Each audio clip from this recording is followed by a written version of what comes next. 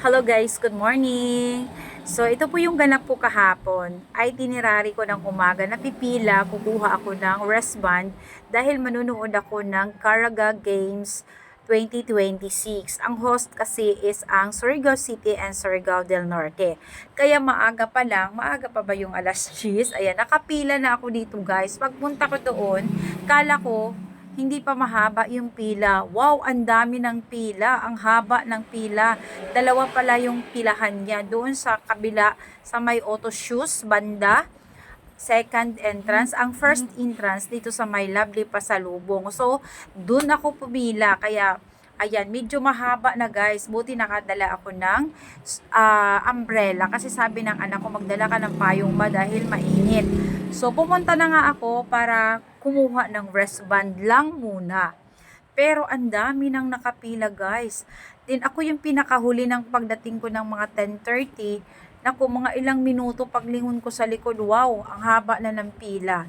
Kaya medyo nagkakagulo na rin kasi nga sinita ng gwardiya na wag daw masyado dito sa kalsada. At late din yung mga paalala nila kung kailan mahaba na yung pila, saka pa nagsita. Kaya medyo nagkakagulo nga kasi isbog-isbog na naman, pinaurong-urong na naman kasi for safety din para di mahagip ng sasakyan. So meron din talagang matitigas din, ayun. Napagsabihan naman din at nandito na nakarating na ako dito sa my main entrance ng Provincial Sports Complex, pero hindi po dyan pwedeng pumasok, except lang po yan. Ang pwede lang dyan yung mga guests, mga athletes, mga teachers and coaches. So, yung katulad namin, mga parents sa gustong manood, hindi pwede dyan pumasok. May gwardiya naman, sisitihin ka din. Kaya, pagdating ko dyan na banda sa may, poste, nagkagulo na naman dyan guys kasi sinita ng pulis. Sabi, 2 pila lang, which is parang 3 pila na yata. So, nag-urungan na naman. Tapos, sinabihan ng isang pulis na doon kayo sa kabila, pumila yung gusto doon kasi maikli lang yung kanyang pila. So, yung iba naglipatan. Pero ako, hindi na talaga ako lumipat. Dito lang talaga ako nakapila kasi nga, pagpalipat-lipat ka, lalo kang matatagalan, masasapawan ka. Kaya nagstay lang talaga ako. Yung iba na kasabayan ko, lumipat sila doon sa pangalawang entrance na may pila din para sa wristband. Pero ako nandito na kasi ako sa may Lovely Pasalubong. Kaya tiyaga-tiyaga lang talaga kahit mainit. Kaya buti na lang may payong ako at nakasiksik na tubig. Hindi ko rin naman siya nainom din kasi nga nakapila ka, so nakapayong, isa lang yung kamay mo. Kumbaga, na yung parang gulo-gulo na, napaka-istorbo sa pila. So, tiyaga lang talaga nakapila kahit mainit dahil syempre manonood tayo ng Karag 2026. Ang aking anak is kumbaga participants din dahil sa Surigao City siya nabilong.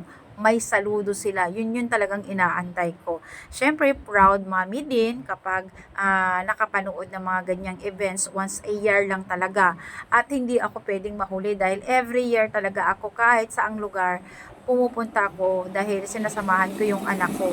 So, na ako 2 lugar na napuntahan, yung Tandag, and then dito sa Nasipit, and this time dito naman sa sa Surigao City, o 'di ba? Surigao City, Surigao del Norte. Karamihan na nakapila yung mga mother deer. Oo, yung mga dalaga, yan. Mga teachers din meron naman. So, ako, tiyaga-tiyaga lang talaga hanggang marating ko yung tugatog ng gate. Ayan. Hanggang dumating ako sa finish line na gate na talaga siya papunta ng sports complex, yung makuha ko na yung aking wristband. Sabi ko naman, pag nakakuha ko, uwi na ako kasi kakain pa ako at maliligo. Pero, umakyat ako nag-site kasi ako kung saan ako banda na maganda yung kuha. Then, after that, umuwi na ako. And then, kumain. Then, mga alas 3, bumalik na ako. May upuan ako na kung saan ako upo. That's all guys, and thank you for watching, and don't forget to share my video. Marami pa po tayong i-upload. Abang-abang lang. Bye!